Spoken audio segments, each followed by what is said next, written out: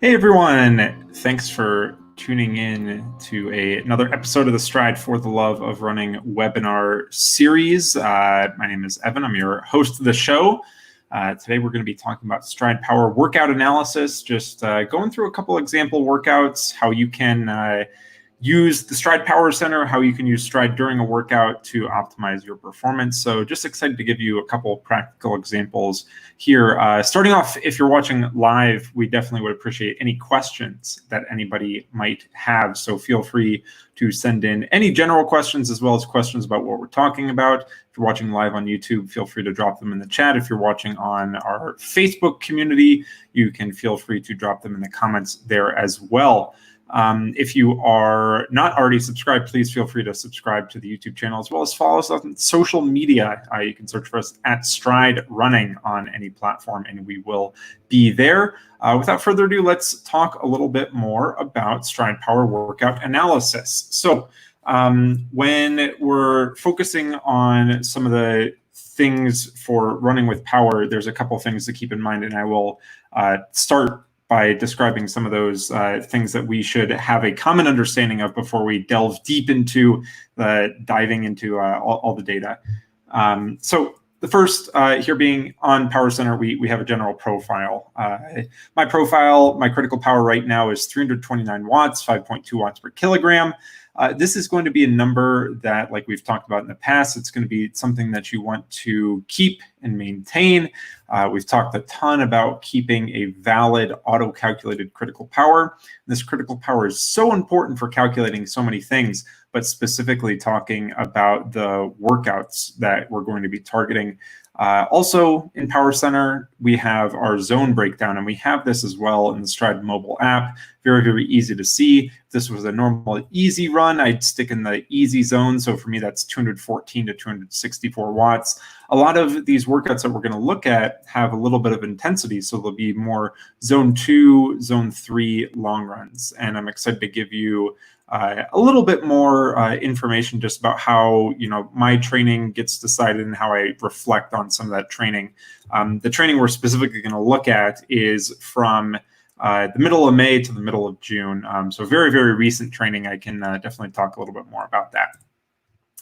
Other thing to know is your running stress and your running stress balance. So this little screen cap from the stryd.com/power center, this was taken yesterday, I believe. So I've been training for a pretty good time. You can see this sort of middle of May section right here. I started getting in a pretty good training routine, and I'm trending towards that productive zone, and I'm managing to do some pretty good productive training right now. So again, that's another thing just to be generally familiar with as we're talking through some of these workout analysis examples. We had Coach Steve Palladino on the show last week, and he talked about using performance management charts and talking about training load. I thought this was really interesting. Between the time frame that we're talking about, May 22nd through June 16th, we can see my 42-day average. I was averaging about 33 RSS, and over about this month period, I've managed to increase that and increase my training load to up to 46. So that's a pretty good gentle ramp. It's nothing necessarily too extreme, but I've managed to keep that training load trending up. And we're going to talk about, you see these tall bars with stress here, or if you have normal, kind of variation in your training where you have some high intensity, some low intensity to balance it out. We're going to talk more about the high intensity today. Also, from May 22nd to June 16th, here's the RSS and the distance. You can see that the distance and RSS trend pretty normal, but we have these sort of trend lines available on stryd.com/power center. I definitely encourage anybody watching or listening, if you have not already played around with stryd.com/power center on the power duration curve, as well as the different My Training charts. It's a very, very fun interactive thing to do. You can just get a little bit more insight into your training. The other thing to know, It's the concept of a power duration curve. So this is my power duration curve from May 22nd, specifically through June 16th. We can see that most of the data, all of the data, is between 1 to 30 days old. It has that blue color to it. If it faded to more of a green, it'd be between 31 to 75 days. And if it was 76 days to 90 days, it would be a gray color. So this helps you understand, are your recent efforts contributing to your power duration curve?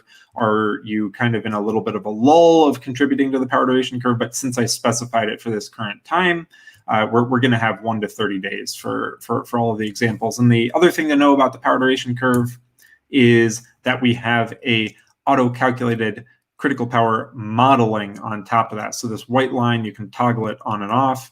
It shows you your modeled ability. And this is helpful to understand that not every effort on the power duration curve has to necessarily be an all-out effort. We understand, based on different points of data that you give us, different outputs and different abilities that you are able to achieve. So understanding of a power duration curve is also going to be something important. We're going to touch on this with a couple of the different examples. This is something that I have recently been adding into my training analysis that I think is very, very helpful. So first example is going to be 2 workouts that are short intensity. The first being from May 22nd. It was a 10 times 2 minute with 1 minute jog. And the goal was to be between 3K to 5K power, which was 345 to 350 watts. And then June 9th, I did 10 times 400 on the track at 3K to 5K power, 350 to 360 watts with a minute jog. So similar workouts. The 400s are a little bit shorter than the 2 minute repeats, but I think that this is a great sort of comparison to start out with. So first, let's take a look at this 10 times 2 minute workout.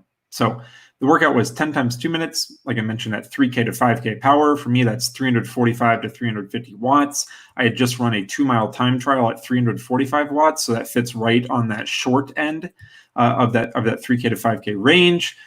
You can see this lap table here. I put a table in showing the average power for each lap, the average distance, the average pace as well. So this is a relatively flat, the tiniest bit of little inclines that you cannot tell at all while you're running. So I would liken this to being as flat as a track pretty much. The average power, I started a little bit conservative for the first rep. That's something that I always like to do. I don't like to get into a workout harder than I need to. So I started a little bit more conservative. And then I got right into my power targets. You can see that the goal was 345 to 350 watts. I ran with my Garmin 245 and the Stryd workout app on the Garmin 245. I had a workout alert and I had a set structure for this workout, and I think that's a great experience. But you can see how easy it is to stick between that 5-watt range when we're talking about being in the 300-watt kind of area and having a 5-watt range. That's a percent to 2% that I'm sticking between, and that's really, really great precision. And I really think that's that's enabled for me to be able to do that because of the Stryd workout app specifically. So started a little bit conservative and then got into it. 347 up to 351, really staying great in that range. You can see the distance varies a little bit depending on what side of this loop I'm on. The pace kind of varies the same way, but this workout went absolutely great. And then I did something a little bit similar to it a couple weeks after. This workout that was very similar was 10 times 400 at 3K to 5K power. And this was 350 to 360 watts with a 1 minute jog. I started, again, a tiny bit conservative, started at 350 watts for the first repeat. I ran 78 seconds for the first repeat. And then I was between 72 and 75. Or 112 and 115 per lap. And my power kind of floated right in that range again. So able to really lock in and dial in. When I go to the track, I do look at power, but I don't necessarily pay attention to it as much as on the road for these longer repeats. I did have a kind of goal pace in mind for this as well, but that was verified based on my ability collecting data for my critical power outside in different conditions as well. So when I went to the track, I said, okay, I want to start around, this specific pace. So start around 74 seconds and then cut down to maybe 72, 73, because that is almost what I liken to, a vacuum. The environment is very contained on a track rather than the road that can be a little bit more rolling and throw the power numbers up, so the pace down on the track, you really know what you're getting. So I had calculated this ahead of time, and I knew that was exactly where I wanted to stay. And the data lines up very, very close. Again, so let's look at a comparison between these data sets here. On the road, the first workout I did, I averaged 345 watts for 10 times 2 minutes. This is 20 minutes of total volume, and I covered 6.2 kilometers, so 6,200 meters of distance over that 20 minutes. My average pace in meters per second was 5.15 meters per second. Then when we go to compare against the track, I averaged 359 watts for 4,000 meters of work, so 4 kilometers of work. I averaged 5.47 meters per second, so quite a bit quicker. But my total time was about 12 minutes and 10 seconds of total combined time. So the thing that I like to look at for specific sessions like this is I say, okay, when I went to the road, I averaged 345 watts. Where is my modeled ability at 345 watts? So I turn on the auto-calculated critical power model feature in Power Center, and I hover over till I see 345 watts. I then look at that time. So my current power duration curve says 11 minutes and 15 seconds, right around there, for my ability to sustain in a continuous effort 345 watts. Well, I did 20 minutes of volume at what I potentially could only do for 11 minutes. So I consider that a good workout. That is a good sort of work ratio compared to like an all-out effort. I was able to get 20 minutes, extend that duration of total intensity well past what I could do just in one continuous bout. The same sort of thing goes for the track workout. So averaging just under 360 watts, I was able to perform about 12 minutes, about 4 kilometers of volume at what my power duration curve has is about 5 minutes and 20 seconds. So this is just a little bit lower than what I consider my theoretical mile power right now. I ran a mile time trial recently in 4:53. So this is, maybe 30 seconds past a mile. So this is maybe 1750 to 1800 meter intensity. And I was able to do that for 4 kilometers of volume on the track, which I think is a great sort of ratio there as well. So getting 12 minutes of volume in at what I could continuously do right now for about 5 minutes is a great thing. I would definitely encourage people, if you have not already gone through this exercise, absolutely feel free to average up some of those, some of the wattage ranges that you have for interval workouts, and then go find what that average power is, what the total duration you had for that intensity, and then go look on the power duration curve and see how your relationship is there on the curve as well. I think it's a great insight into just your ability to perform purposeful workouts at a certain intensity, instead of having to kind of guess and say, well, I think I did enough volume at that sort of effort. I think this is just a cool little insight that you can add in there. So a couple other examples of this same type of thought. The first being a threshold plus speed workout. So the first one is a 3 times 1 mile plus 3 times 600. And the second is 4 times 1 mile plus 4 times 400. And this workout is again on the track, just to keep things in a kind of even comparison here. So first workout, 3 times 1 mile plus 3 times 600. The prescription was 3 times 1 mile with a 400 jog after each mile repeat, and then I believe it was a 200 or 400 meter jog after each 600 repeat as well. So a little bit of rest, a decent work to rest ratio there. For the 3 1 miles or 1600 meters, as I did just 4 laps, I didn't tack on the extra 9 meters there. The Power was between 328 and 332. Again, a very, very fine line.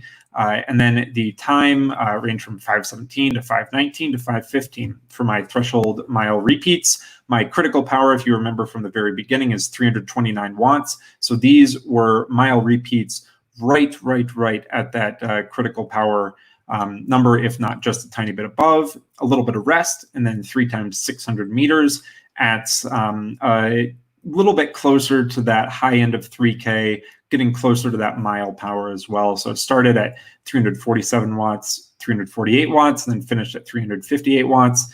My times went 152, 150, 149. So a good progressive workout here. Very, very satisfied with this workout. Let's compare it to a couple weeks later where I did 4 times 1 mile plus 4 times 400. The mile repeats, the goal again was to run right around critical power, but this time I had a conscious effort to back down a little bit and run right under critical power. So if you remember, critical power is 329. I ran 326, 324, 324, 325. My times for the mile repeats were 516, 520, 520, 520. So all right into that same sort of line, that same sort of mindfulness to have that intensity be right under critical power. And then I did 4 times 400, again, starting a little bit closer to that critical power, maybe 10K effort, and then progressing down past mile effort. So started at 332 watts, just above critical power, and then ratcheted up to 347, then 356, then 376. And the times went 76, 75, 71, and 65 seconds for the last 400-meter repeat. I felt great during that. It was a great workout. I had one of my friends running with me, and it was or on the track cheering each other on. So it was good to be in that sort of social distancing but competitive and kind of cheering environment as well. So great workout there, just keeping things in exact line with exactly what I wanted to do. I was so happy to run just under my critical power and extend that duration as well. And so we'll talk about the comparisons here. So comparisons for the 3 by 1 mile versus the 4 by 1 mile. The power on the 3 times 1 mile was 330 watts versus 324. So a little bit less wattage. That is totally fine. Pace was the tiny bit slower, 3 seconds per mile on average for the repeats. Total distance, I was able to get, again, 1 mile more of actual intensity in distance. The total time for the 3 by mile was just under 16 minutes at 15:51.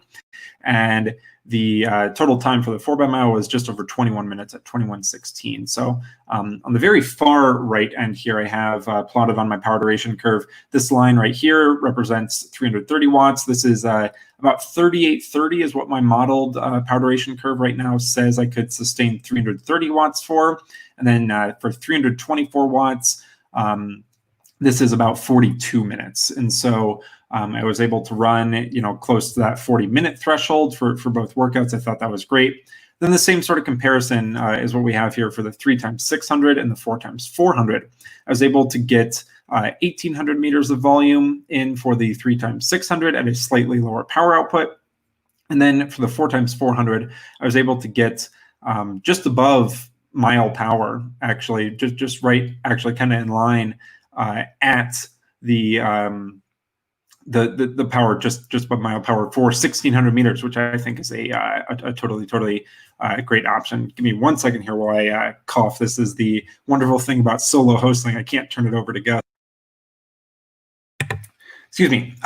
So for this workout, I like to compare things and be able to give a little bit of visualization here, just on the power duration curve, how things do end up working. For the next example here, we have CP intervals, so critical power intervals. Again, if you'll remember, my critical power is 329 watts, so the goal is to run at 100 to 102% of critical power with a 1-minute easy jog afterwards. So this will be the last sort of workout comparison we have. For the first time I did this, I ran on the road. I like to do these repeats instead of on the track, go out on the road if I can, and I actually seek out hilly courses when possible. For the first 5 times 3 minutes, again with 1 minute jog in between, the goal was to be between 100 to 102% of critical power. I was at about 101.8% of critical power, so at 334 watts. So exactly right at the high end there. Started a little bit conservative again and worked into it. My first repeat was at 327 watts. Then I progressed to 333, 330, 339, 341. So felt great. Averaged a little bit slower pace towards the end, but that's okay because it was over some hills, and that was a great sort of workout. And then looking at the second one here is 5 times 3 minutes part 2. It sought out a little bit of a hilly course again, but I averaged 1 watt higher, which I considered a very big win. I actually averaged a little bit faster pace overall as well, just because of the terrain. It was a tiny bit different, but I was really, really happy with how I progressed here. I stuck within a little bit more narrow band, and I started at 334 watts, ran 338, 336, 333, 338. So you'll see that I really only had a 5 watt spread there. So that was a very, very, very close spread. And that, again, was due to the Garmin 245 Stryd workout app. I think it's absolutely a great tool to stick exactly right in the prescription that you have. If you have a coach or a training plan and you're trying to stick on target and you have a hard time, I really do think that having a tool like that really does help a lot. Let's compare these workouts. They were very similar terrain, just over some slight rolling hills, but let's compare them. So, sort of comparison, the first time I did this workout, 334 watts, again, average.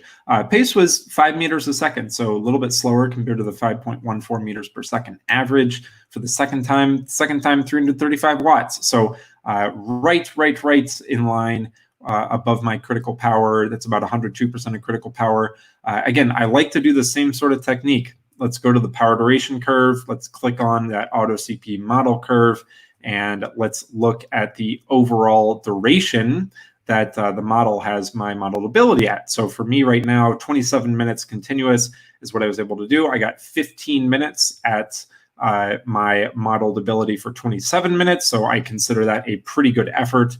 I did follow up both these workouts with some short hills and some short strides as well, but this is the really bread and butter part of the workout here. So I think that it's a great idea for anybody that hasn't already. If you do interval training or you do any sort of fartlek running, any strides, anything like that, why not go to the power duration curve with a little bit more of this information and insight now in your back pocket, and take a look at your modeled ability for certain durations and see how the overall volume during your workouts kind of stacks up versus your modeled ability. I think that's a great sort of insight there. I'm going to take a couple questions here for this tiny little break that we have here before I talk about the long runs. If anybody does have any questions, please feel free to send them along in the chat. The first question we have here is, during the power workout for like a 200-meter repeat, it's impossible for me to look at my watch. It's too intense. Yeah, that's totally fine. When you're on the track and you're trying to run very fast, it might be a little bit prohibitive to keep taking peeks at your watch and make sure you're at the right intensity level. I think it does take practice to get in a good groove, especially on the track. If people are maybe not used to running on the track, or maybe you've taken a couple months off from the track, getting back on and actually running fast is a sort of hard thing to do. But what I would definitely recommend is keep practicing, keep that kind of effort in mind, and then just use the power data. Maybe as you're getting near the finish line and you're about to hit the lap button, take a look at that lap average, take a look at that 10-second average, 3-second average. Just keep in mind and relate the data in a way that's feasible and efficient for you to keep in line with things. The next question here is, how do these intervals plot into the power duration curve? And I believe a follow-up is, will it have the road workout for 20 minutes of that power, or how will it translate in the power duration curve when considering the jogs in between? Yeah, that's a great question. So what the power duration curve looks at is just your power and duration over time. And it will plot, actually, I think this is a great sort of example here. We have this sort of flat blue line. So right now I'm looking at this activity that was a medium fartlek run on Friday, May 22nd. And my actual power output for 27 minutes was 317 watts total. You can see these tiny little waves here. It goes up and down, so it's like pretty flat, goes down a little bit, goes up, goes down a little bit, goes up, and then it has these tiny little waves right here. And that is sort of what you're referring to, Bruno, who asked this question, is how does it plot on the power duration curve? Well, if we look at the power duration curve, we can see that at this point, right about 20 minutes, the next minute's a little bit lower power. But then as that interval starts back up again, that overall average gets pushed back up. And as we go to the next bout of intensity, it stays high until that recovery comes back down. And once it hits that next end of the next rest, it goes back up, back down, back up. So this might be something that people might be familiar with on their own power duration curve as well. I would definitely encourage you to check it out. But for the power duration curve, literally looks at power over time, and we will plot that data there, and you will be able to see all that data. It does consider the jogs in between, but for this purpose of this very, very specific sort of insight, I was comparing the total time of the intensity and looking at that on the modeled ability on the power duration curve. A lot of great tools and a lot of great fun things that we can look at on the power duration curve. So I think that's it for this round of questions. If anybody watching does have any other questions, please feel free to send them along in the chat. Let's talk about some long runs. So I'm going to cover 4 long runs progressing from middle May to middle of June. So this first long run was a 15-mile long run, averaged 277 watts. It was a pretty flat to tiny bit rolling course, about 800 feet of elevation gain during the run, 634 average per mile. So I could get after it a little bit. A little bit under 1 hour and 40 minutes of duration overall, though. So yeah, pretty quick long run overall. Next long run was 15 miles, pretty much a very, very similar route, 837 feet of elevation gain. But I ran a little bit easier. Like I mentioned, I do key off of my zones. And so this was right at the very bottom of zone 2. So that sort of moderate zone. 265 watts is 1 watt above that high end for my easy zone. So this stuck right in the sort of line that I was looking for a long run. If we look back at that run before, 277 watts is solidly right in the middle of that intensity for that zone 2. Again, moderate long run, 15 miles. Next run, this was pretty interesting, a 15.5-mile long run, 1,700 feet of elevation gain. This was done up in the mountains. This is on a pretty famous road called Magnolia Road here in Boulder, Colorado. Very, very hilly. You can see the elevation graph in the background. Starting up pretty high, this is close to 9,000 feet. You go down a decent amount, and then you come right back up. So very, very fun run. It's a very, very good test of your mental capacity and your will to push forward. Average 722 a mile. Again, yeah, starting right around 8,000 feet. The interesting thing about this, I know how much Gus loves talking about leg spring stiffness. So in the beginning mile, my leg spring stiffness was 9.2 kilonewtons per meter. And for me, that's pretty average. If we look back at these other 2 long runs, we have 9.3 and 9.3. So pretty average. The thing about this road, Magnolia Road, is it starts with a big downhill, and then you have to come up it, and you have to constantly do these uphills and downhills. It's almost like a fartlek surge workout. Just trying to keep the intensity is a very hard thing to do. Even if you're well versed in power, it is not an easy thing to do necessarily. The average LSS for this run was 8.8 kilonewtons per meter. In the first mile, I was about 9.3, and then it dipped all the way to about 8.2 by the end. So definitely some interesting insight and analysis in this long run specifically. My vertical oscillation was pretty much exactly the same. I was a little bit more bouncy, and I had a little bit more vertical oscillation on that first long run, but vertical oscillation stayed about the same. Air power was pretty low. It was luckily not a super windy day. It can definitely get windy up in the mountains. So, but coolest thing and coolest bit of insight is just being able to kind of look between these different long runs. My ground contact time was significantly higher due to all the uphills. My LSS was significantly lower, I would say, out of the norm. And let's look at long run number 4. Now, so long run number 4, LSS goes back to 9.1. That is what I would consider kind of an average. 268 watts average for this run, 757 feet of elevation gain, a little bit more flat run. This was down in Boulder, so about 5,000 feet instead of being up at 8,000 feet. But stuck, again, right in that moderate zone. For me, for the long runs, I like to have a little bit more intensity in the long run, and this is a great sort of example of that. It was a little bit windier. As you can see, the air power is about 3% instead of the about 1% that it was for the run previous. And we can look at the long runs compared here. So the things that I would typically look at is overall duration. How much time am I spending on my feet? And then I'd look at distance. How much distance am I actually covering? If I'm preparing for a certain distance event, I might want to make sure that my body is able to cover a certain amount of distance in a long run. Average power.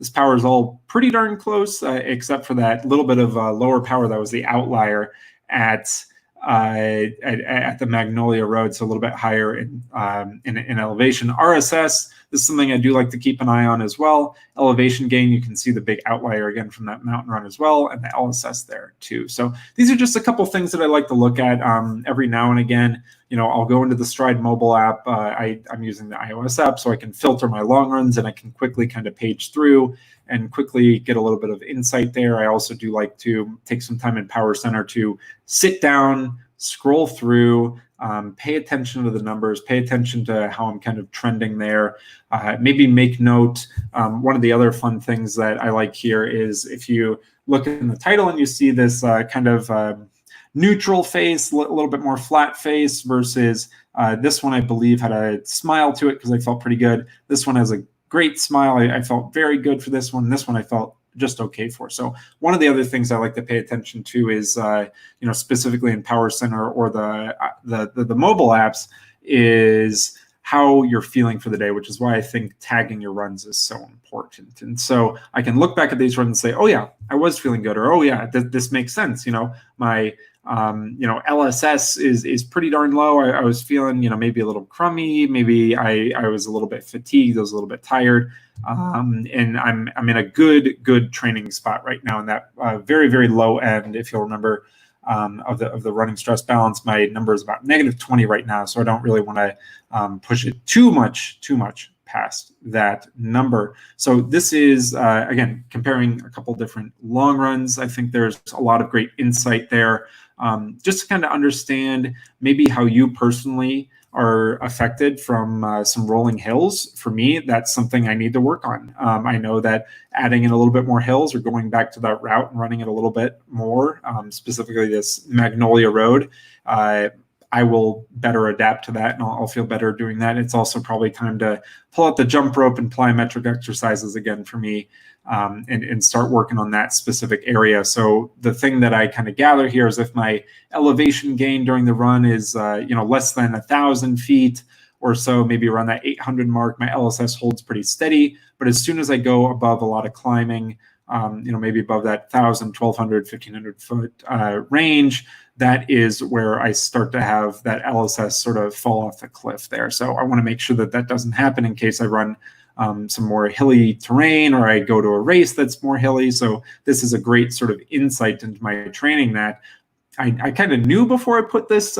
these slides together, but it's great to actually kind of talk through it and see it. So I'm learning stuff as well as I'm giving this presentation. The other thing, I mentioned the RSS, but this is something I love to look at for long runs as well. You can hammer a long run, be out there for a very short time on feet, and that running stress score responds in the same sort of way. So running stress score is a great way to kind of judge things. I don't really necessarily do a benchmark of say I have to get to, you know, above 90 RSS to make it a successful long run. I just think it's a great way to kind of show some of those insights about the data as well. So that's it for the long run comparison.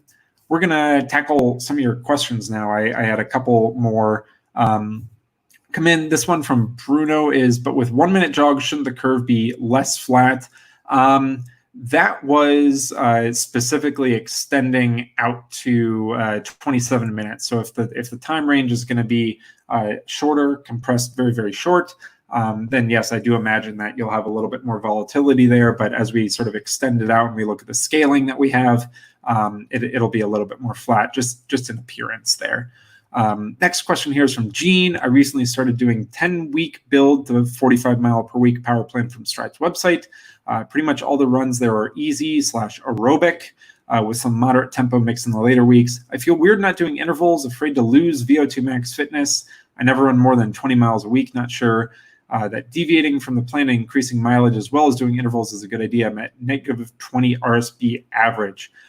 Yeah, a lot of great points there. So the 10-week build to 45 miles a week, I believe, is a plan to get your body conditioned to the point where you have that base to be able to sustain that higher intensity overall. So if we're focusing on extending out duration and we're focusing on extending out mileage, just in terms of the kind of trade-offs you get for your overall goal, just having easy aerobic runs with some moderate tempo runs later in the plan, I think, is absolutely substantial. It might feel weird doing intervals, might feel weird not doing intervals, especially VO2 max, but your goal right now is not to necessarily pump up the VO2 max. The goal is to take 10 weeks to build to a consistent running routine, running schedule where you build up to 45 miles a week. And so I think that's always an important thing in a plan too, whether you're designing your own plan, whether you're working with a coach, is to identify what the goal is. We talked to Ian Berman a couple of weeks ago. He's a competitive masters runner. He has a lot of experience writing his own training plans. He has a lot of experience following different coaches as well. And he had the mindset of A, B, and C goals. You could call them 1, 2, 3 goals. You could call them X, Y, Z. It doesn't really matter the necessary label you give there, but to have some different tiering there in terms of your goals. And so you might have, for this part of the year, your main A goal, because you're on this power plan, from Stryd, is a 10-week build to 45 miles a week. That should be the A goal if you set that the A goal. You can have a B goal of after that, then tackling some VO2 max work, and then maybe some race-specific work after that as well. But it's perfectly okay right now to not be mixing in VO2 max intervals or doing some hard stuff right now. You're building that base to let yourself be able to handle the training. We talked, I think it was last week or the week before. It was the week before this previous week about some coaching truisms and some things that a lot of coaches say. And the one that has stuck with me, and I really, really like it, is I think it's from Greg McMillan, and it was, you're doing the training so you can do the training, so then you can do the training you want to do. And so you're setting yourself up to be able to handle that intensity in the future, and that's the main point of that. The next point here is, last one that I see is from Bruno, is specifically regarding, we're talking about the power duration curve. For interval trainings, the first one will be the most important / relevant for the power duration curve / CP calculation. Yeah, for max intensity on a power duration curve, you're again working at that power averaged over that duration. And so if we're talking about a maximum intensity, it's going to be more relevant for the first repeat you do if you're looking at the overall activity. But if you happen to do a max intensity at the very end, and that's higher than any other 3-minute repeat you've done, that will absolutely replace that 3-minute section. The other thing to know is that proving the power duration curve isn't necessarily the point of a lot of training. For some bouts of training, it's to, like I was kind of illustrating earlier, to specifically target certain areas of your fitness and build volume underneath that point on a power duration curve. And so I think that's an important thing to keep in mind there. But for a power duration curve and a critical power calculation, the max effort is definitely something there. That's why we also have the modeled curve there, so you don't have to feel like you have to, push the 1 minute jogs on an interval workout. You don't have to push those necessarily hard to keep that average up. The modeled curve is very, very good at gauging, based on the different intensities that we have, your ability, because instead of having to do an interval workout broken up into multiple pieces, it is probably more certain that you'll be able to achieve a higher power if you just keep that as a sustained effort over time, rather than really, really high intensity, really, really low intensity, keep trading and oscillating and stuff like that too. So that's the last question. Nope, there's one more question here that Gus actually just sent in. This one's from Justin Warren. What's the best way to program workouts into a watch or phone? So there are a couple options you have right now. My favorite option, like I mentioned, is the Stryd workout app on Garmin. If you have a Garmin that's compatible with it, I think it's a great experience. You can easily build the watch workout on the watch. So that's super fun for me. Justin has a Garmin 230, so I do not believe right now that has the full features, but that's something that is being worked on internally right now that we're excited for. Best way to program overall workouts, it definitely depends on your setup. I know the Stryd Apple Watch app is another great option. If you don't have any other option and you solely want to run off of power, the next best workaround that I can usually think of is programming a interval workout either in the Garmin workout section. If you have a Garmin 230, let's talk about this case specifically. So if you go to the Garmin Connect app, you can go to training, you can create a workout, and then you can set a warm up, and then all the steps and all the different functions you want to do for the actual workout. Then, if I was using a lower memory watch that wasn't compatible with the Stryd workout app, I would probably just leave the workout screen and go to my Stryd zones screen and have lap power there. And then once the watch laps, it'll set that lap power. So in this specific case, I'd probably use either the Garmin built-in intervals function, where you can just change it to a simple, like you basically only have one input. You say, I want to run X times, like X number of repeats of Y duration with the Z amount of rest in between, and you really only get that option. But if you program the workout in the Garmin IQ app, in the training section, in the workout section, you can say, I want to run 5 minute, 4 minute, 3 minute, 2 minute, 1 minute with all variable jogs. You can do a lot of customization there, but I would absolutely still run with the Stryd Zones workout screen on my watch. If I was relegated down to using that sort of option compared to using the Stryd workout app. So I think that is it, Producer Gus. I think we are all good for questions. I do want to give one more plug to the YouTube channel. If you're watching right now, please feel free to subscribe. Please feel free to give us a thumbs up as well. If you are watching on Facebook, please feel free to go to the YouTube and subscribe there as well. And if you're listening to this, thanks so much for listening to the podcast. We really do appreciate it. Please feel free to subscribe to keep getting more episodes like this one. For now, we'll be back next week. We're super excited to keep this series rolling. I really like being able to peel back the layers a little bit and show a little bit more Stryd in-depth analysis. If you have anything that you would like, any specific subjects that you'd like to hear about from Stryd, or if you'd like to hear a specific guest on the show, please feel free to send us a message. We would love to hear your suggestions as well. For now, this wraps up this episode, and we will be back with another one next week. Have a great one, everybody.